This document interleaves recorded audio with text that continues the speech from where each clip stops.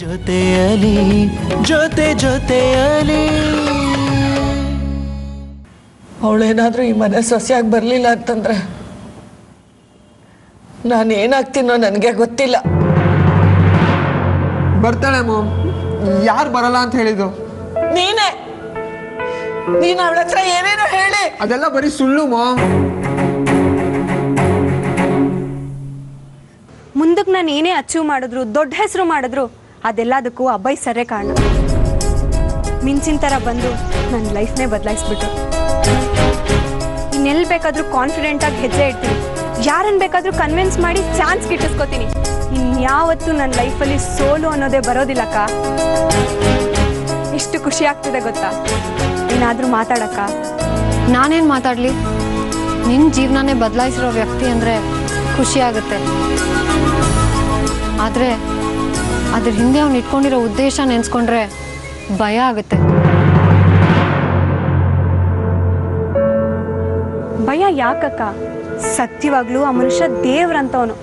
ಒಂದು ಸಣ್ಣ ಕಲ್ಮಶನೂ ಇಟ್ಕೊಳ್ದೆ ನನಗೆ ಸಹಾಯ ಮಾಡಿದ್ದಾರೆ. ಅಂತವನ ಬಗ್ಗೆ ಹಾಗೆಲ್ಲ ಮಾತಾಡ್ಬೇಡ ಅಕ್ಕ, ಪ್ಲೀಸ್.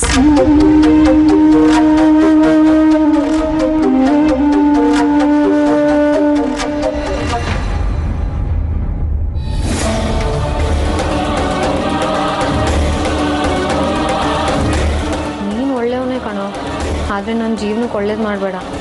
ಅದರಿಂದ ನಿನಗೆ ತುಂಬ ಕೆಟ್ಟಾಗೋದು. ಅದನ್ನು ಹೆಂಗೆ ತಡೀಲಿ ನಾನು?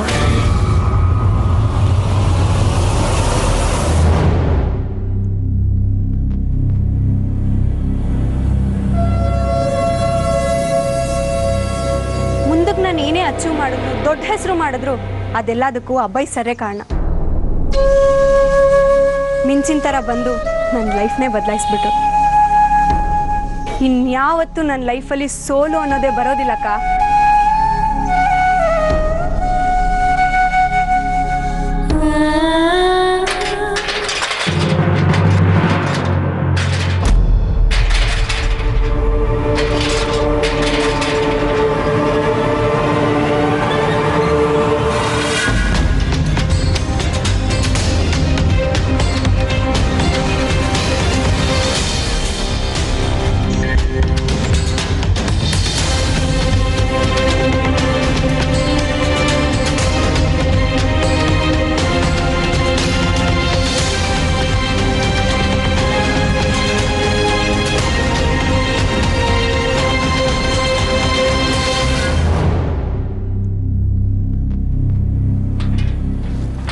ಯಾಕ್ರಿ ಮೇಡಮ್, ನಮ್ಮನ್ನ ಲಾಕಪ್ ಒಳಗಡೆ ಹಾಕ್ಸಿದ ತಕ್ಷಣ ನಿಮ್ಮ ಸಂಬಂಧ ಕಿತ್ತೋಯ್ತು ಅಂದ್ಕೊಂಡ್ಬಿಟ್ರಾ? ನಿಮ್ಗೋಸ್ಕರ ಎಷ್ಟು ಕಷ್ಟಪಟ್ಟು ಆಚೆ ಬಂದಿದ್ದೀವಿ ಮೇಡಮ್. ಈಚೆ ಬನ್ರಿ.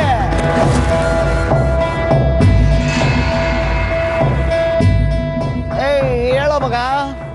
ಮಗ, ನಾವು ಬಂದಾಯ್ತು, ಸಂಬಂಧ ಮಾತಾಡೋಣ. ಬನ್ರಿ ಆಚೆಗೆ.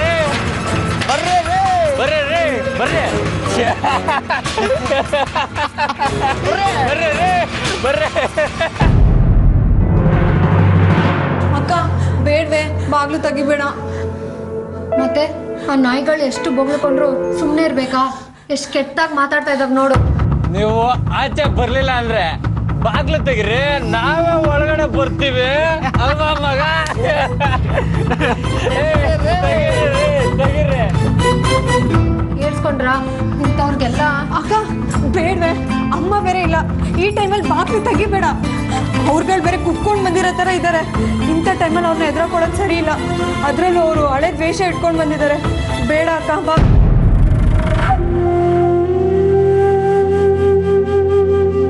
ಹ್ಞೂ ಕಣಕ್ಕ, ಮನೇಲಿ ನಾವೇ ಹುಡುಗಿರಿದ್ದೀವಿ. ಇಲ್ಲಿ ಕೂಕೊಂಡ್ರು ನಮ್ಮ ಸಹಾಯಕ್ಕೆ ಯಾರೂ ಬರಲ್ಲ. ಏನಾದ್ರು ಹೆಚ್ಚು ಕಮ್ಮಿ ಆದರೆ ಆಮೇಲೆ ನಾನು ಸತ್ತೋಗ್ಬೇಕು ಅಷ್ಟೇ. ಅವ್ರ ನಾಯಿಗಳ ಥರ ಏನು ಬೇಕಾದರೂ ಬೊಗಳ್ಕೊಳ್ಳಿ, ನಾವು ಕೇಳಿದ್ರು ಕೇಳಿಸ್ಕೊಳ್ದೇ ಇರೋ ಥರ ಇದ್ಬಿಡೋಣ. ಬಾ ಅಕ್ಕ. ಲೋ ಮಗ, ಟೀಚರ್ ಅಮ್ಮ ಯಾಕೋ ಬಾಗ್ಲು ತೆಗಿ ಕಾಣ್ತಿಲ್ವೋ? ನಗದ್ ಬಿಡೋಣ ಬಾರೋ. ಲೇ ಮಚ್ಚಿ, ಈಗನೇ ಹಾಕಿಲ್ಲ ಕಣೋ. ನಿಂತ್ಕೊಂಡ್ರೆ ಇನ್ನು ಬರೋ ಬರೋ. ಬಾಗ್ಲು ತೆಗಿರಿ, ಬಾಗ್ಲು ತೆಗಿರಿ, ಬಾಗ್ಲು ತೆಗಿರಿ. ಬಾಗ್ಲು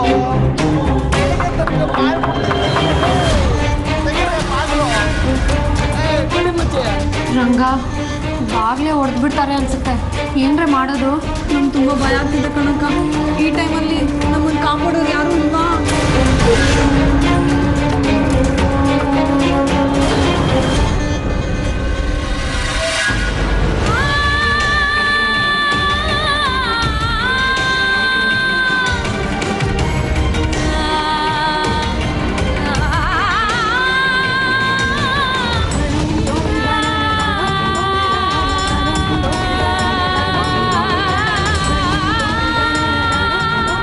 ಯಾರಿಗೆ ಫೋನ್ ಮಾಡ್ತಾ ಇದೀಯಾ?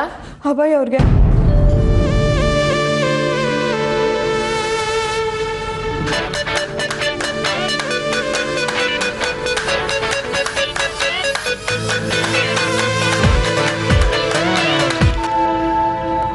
ನಾದ್ನಿ ನಂಬರ್ 1. ಇವಳ್ಯಾಕೆ ಕಾಲ್ ಮಾಡಿದಾಳೆ ಇಷ್ಟೊತ್ತಿನಲ್ಲಿ? ಹಲೋ ಅಭಯ್ ಅವರೇ, ಬ್ಯುಸಿ ಇದ್ದೀರಾ? ಇಲ್ಲ, ಏನಾಯ್ತು? ನಮ್ಮ ಮನೆ ಮುಂದೆ ಯಾರೋ ಪೊರ್ಕಿಗಳು ಬಂದ್ಬಿಟ್ಟಿದ್ದಾರೆ.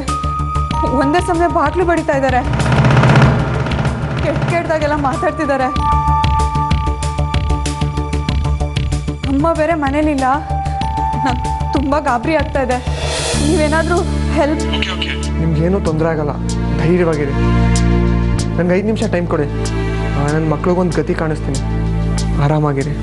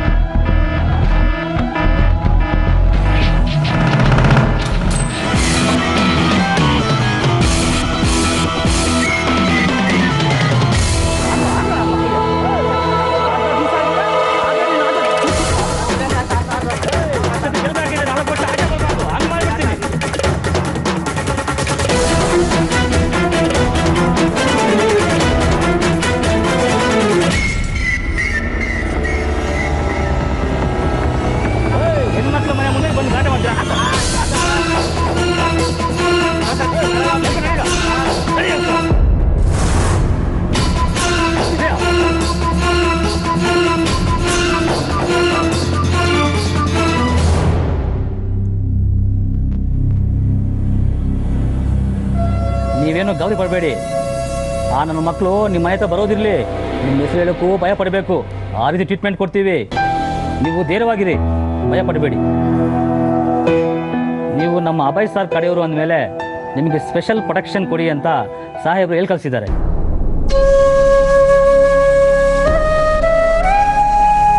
ಇವರೇ ಅಲ್ಲ, ಇನ್ನು ಯಾವತ್ತೇ ಯಾರೇ ತೊಂದರೆ ಕೊಟ್ಟರು ನಮಗೊಂದು ಫೋನ್ ಕಾಲ್ ಮಾಡಮ್ಮ, ನಾವು ಬಂದು ಕಾಪಾಡ್ತೀವಿ.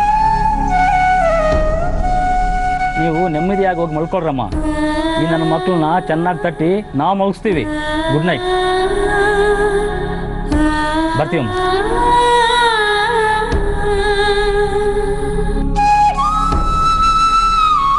ನೋಡ್ದ್ಯಾ ಅಕ್ಕ, ಅಭಯ್ ಸರ್ ಬಗ್ಗೆ ಅನುಮಾನ ಪಡ್ತಿದ್ಯಲ್ಲ, ಈಗ ಅವರೇ ಅಲ್ವಾ ನಮ್ಮ ಕಷ್ಟಕ್ಕಾಗಿದ್ದು. ಮಧ್ಯರಾತ್ರಿಲಿ ಒಂದೇ ಒಂದು ಫೋನ್ ಕಾಲ್ ಮಾಡಿದ್ದಕ್ಕೆ ನಮ್ಮನ್ನು ಹೇಗೆ ಕಾಪಾಡಿಬಿಟ್ರು ಅಂತ ಅಲ್ವಾ? ನಿಜವಾಗ್ಲೂ ಅವ್ರು ನಮ್ಮ ಪಾಲ್ಗೆ ಜೀವಂತ ದೇವರು ಕಣಕ್ಕ. ಆ ರಂಗಾನೇ ನಮಗೋಸ್ಕರ ಕಳಿಸಿರೋದು. ಅವ್ರ ಬಗ್ಗೆ ಎಷ್ಟು ಕೊಂಡಾಡಿದ್ರು ಸಾಲದು ಅಲ್ವೇನಕ್ಕ?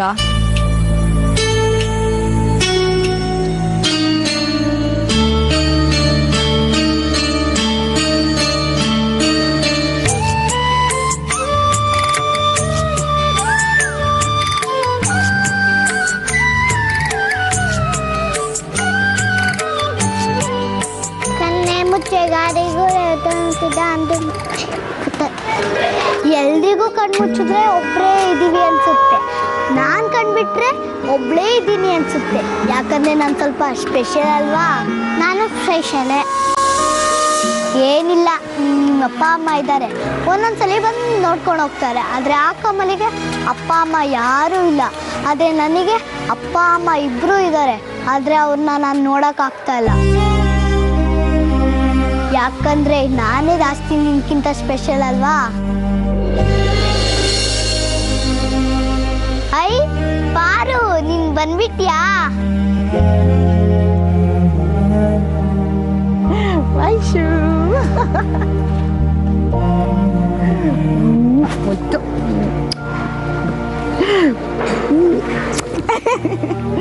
ಪಂಡ್ರಾಪುರಕ್ಕೆ ಹೋಗಿದ್ದೆ.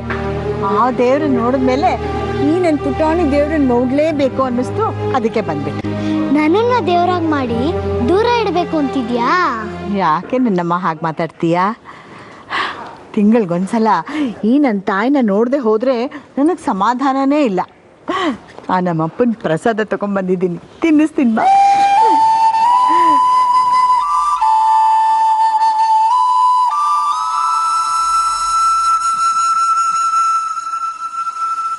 ಸ್ವಾಮಿ ಪ್ರಸಾದ ಕಣ್ಗೊತ್ಕೊಂಡು ತಿನ್ನಬೇಕು, ಆಯ್ತಾ?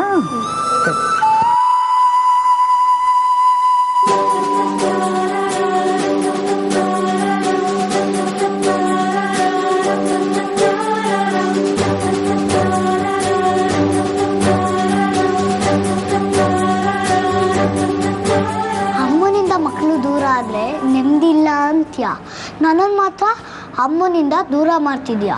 ಇದ್ಯಾ ನ್ಯಾಯ ಹೇಳು ಪಾರು? ಹೋಗ್ಲಿ ಬಿಡು, ಬೇಜಾರು ಮಾಡ್ಕೊಂಬಿಡ, ತಿನ್ಸು.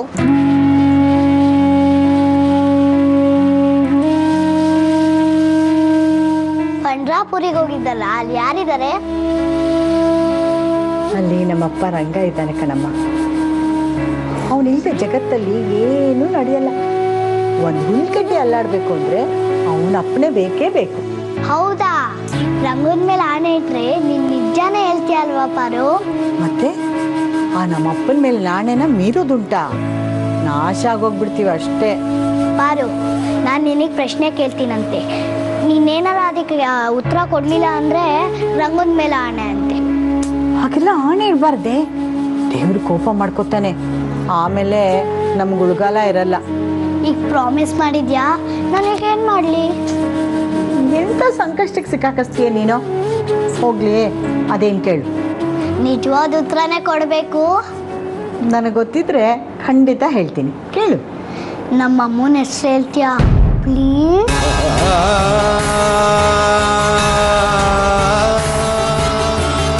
ನಿನ್ನನ್ನೇ ಕೇಳ್ತಾ ಇರೋದು, ನಮ್ಮ ಅಮ್ಮನ ಹೆಸರು ಹೇಳು ಪಾರು. ಅಮ್ಮ ಅಂತ ಅಷ್ಟೇ. ಅಮ್ಮಗ ಒಂದು ಹೆಸರು ಇರುತ್ತಲ್ವಾ, ಅದೇನು ಅಂತ ಹೇಳು ಪಾರು. ರಂಗದ ಮೇಲೆ ಆಣೆ ಇಟ್ಟಿದ್ಯಾ? ಸುಳ್ಳು ಹೇಳೋಂಗಿಲ್ಲ ಪ್ಲೀಸ್ ಪ್ಲೀಸ್ ಪಾರು. ಅಯ್ಯೋ ಭಗವಂತ, ಯಾಕಪ್ಪ ಈ ಥರ ಪರೀಕ್ಷೆ ಮಾಡ್ತೀಯಾ? ಇವಳ ಪ್ರಶ್ನೆಗೆ ನಾನು ಏನಂತ ಉತ್ತರ ಕೊಡಲಿ? ಐಶು, ನಿನ್ನ ತಲೆಗೆ ಯಾಕೆ ಇಂಥ ಪ್ರಶ್ನೆ ಬರುತ್ತೆ? ಪಾರು, ನೀನೇ ಹೇಳ್ದಿಯಲ್ಲ ಅವನಪ್ಪನೇ ಹೇಳ್ದೆ ಏನೇನು ನಡೆಯಲ್ಲ ಅಂತ. ನನ್ನ ಬಾಯಿಂದ ಪ್ರಶ್ನೆ ಕೇಳಿಸ್ತಾ ಇರೋದು ರಂಗನೇ ತಾನೆ, ಹೇಳು. ಅದು ಅದು ನಿಮ್ಮಮ್ಮನ ಹೆಸರು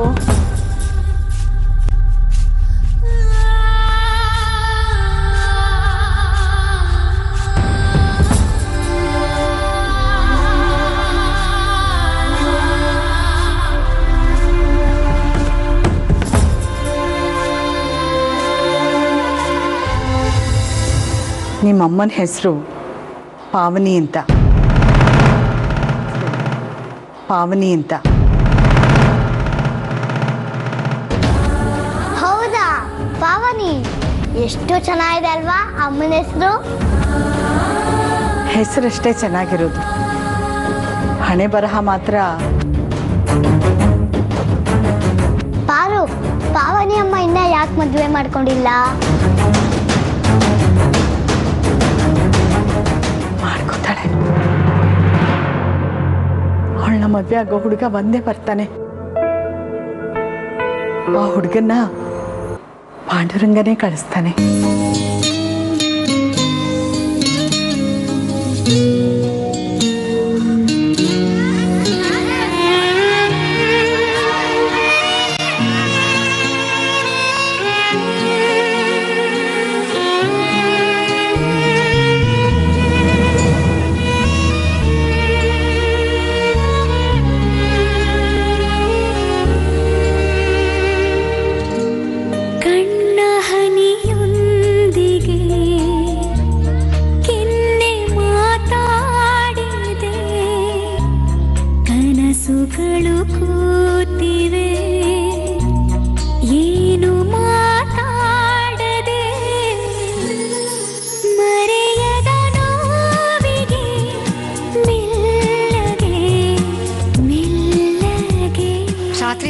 ಆದವರಿಂದ ಎಲ್ಲ ಲೇಟ್ ಆಯಿತು, ಎದ್ದಿದ್ದು ಬೇರೆ ಲೇಟು. ಅಂಥದ್ರಲ್ಲಿ ನೀನು 1.5 ಗಂಟೆ ತೊಗೊಂಡ್ಯಾ ಸ್ನಾನ ಮಾಡೋಕ್ಕೆ. ಇವಾಗ ನಾನು ಬಾಯಿಸ್ಕೊಳ್ಬೇಕಾ? 1.5 ಗಂಟೆ ಅಲ್ಲಕ್ಕ, 80 ನಿಮಿಷಕ್ಕೆ ಬಂದೆ ಗೊತ್ತಾ? ಹೌದು ಹೌದು, ತರ್ಲೆ ಅಮ್ಮ.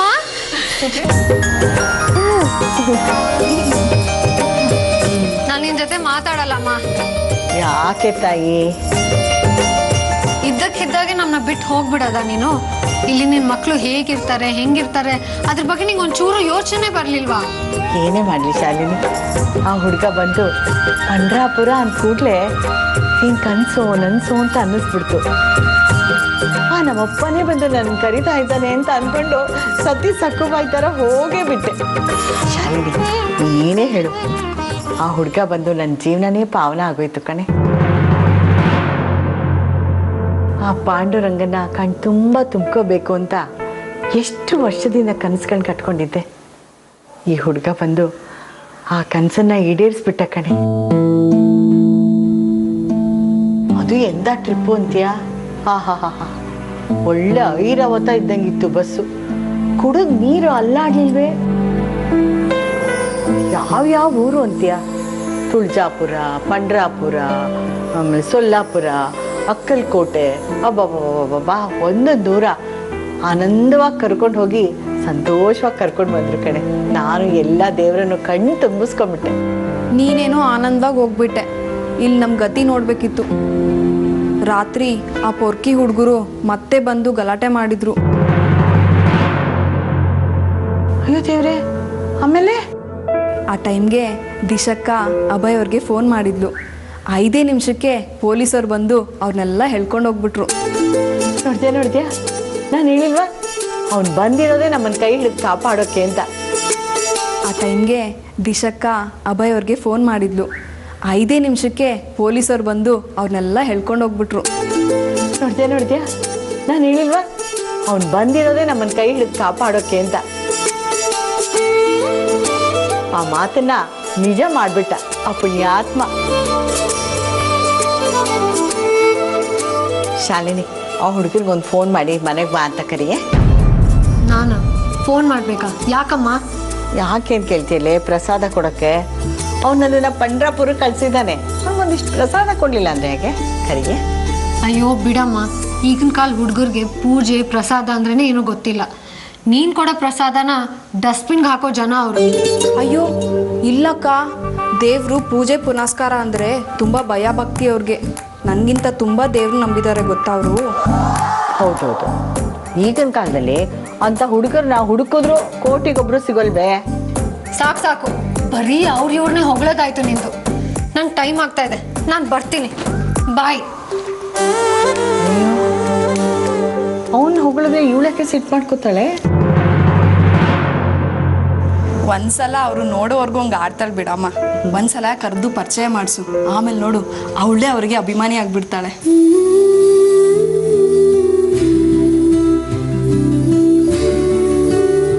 ಅವನಿಗಿರೋ ಒಳ್ಳೆತನಕ್ಕೆ ನಾನು ಈ ಕ್ಷಣಕ್ಕೂ ಅವನ ಅಭಿಮಾನಿನೇ ಅಮ್ಮ. ಆದರೆ ಅವನ ಅಭಿಮಾನ ಪಡೆಯೋ ಯೋಗ್ಯತೆ ನನಗಿಲ್ಲ ಅಷ್ಟೆ.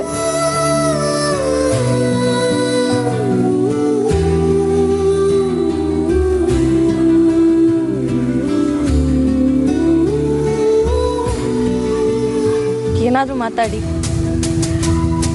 ನಿಮ್ಮ ಮನಸ್ಸಲ್ಲಿರೋ ಭಾವನೆಗಳನ್ನ ಹೊರಗಡೆ ಹಾಕಿ, ನಿಮ್ಮ ಆಂತರ್ಯನ ಬಯಲು ಮಾಡಿ. ಇಲ್ಲಾಂದರೆ ನನಗೆ ಹೇಗೆ ಅರ್ಥ ಆಗಬೇಕು? ನನಗೆ ಅರ್ಥ ಆಗ್ತಿಲ್ಲ, ನಿಮ್ಗೆ ಹೆಂಗೆ ಹೇಳಿ, ನಿಮ್ಗೆ ಹೇಗೆ ಅರ್ಥ ಮಾಡಿಸ್ಲಿ? ನೋಡಿ, ಇದು ಹುಡುಗಾಟ ಆಡೋ ಸಮಯ ಅಲ್ಲ. ಇಂಥ ಗಂಭೀರವಾದ ವಿಷಯದಲ್ಲಿ ನೀವು ಬಾಲಿಶವಾಗಿ ನಡ್ಕೊಂಡ್ರೆ ಮುಂದೆ ಅನಾಹುತಗಳೇ ನಡೆದು ಹೋಗುತ್ತೆ. ಆ ದಿವಸ ನನ್ನ ಮೇಲೆ ನಿಮಗೆ ಆಸಕ್ತಿ ಇಲ್ಲ ಅಂತ ಹೇಳಿದ್ರಿ. ಆಮೇಲೆ ನಿಮ್ಮ ತಾಯಿ ಹತ್ರ ಹೋಗಿ ಸುಹಾಸಿನಿ ಮೇಲೆ ಪ್ರೀತಿ ಉಂಟು ಅಂತ ಹೇಳಿದ್ದೀರಾ. ಈ ಎರಡರಲ್ಲಿ ಸತ್ಯ ಯಾವುದು, ಅಸತ್ಯ ಯಾವುದು? ಯೋಚನೆ ಮಾಡಿ ಹೇಳಿ. ಇನ್ನು ನಿಶ್ಚಿತಾರ್ಥಕ್ಕೆ 2 ದಿನ ಬಾಕಿ ಇರೋದು.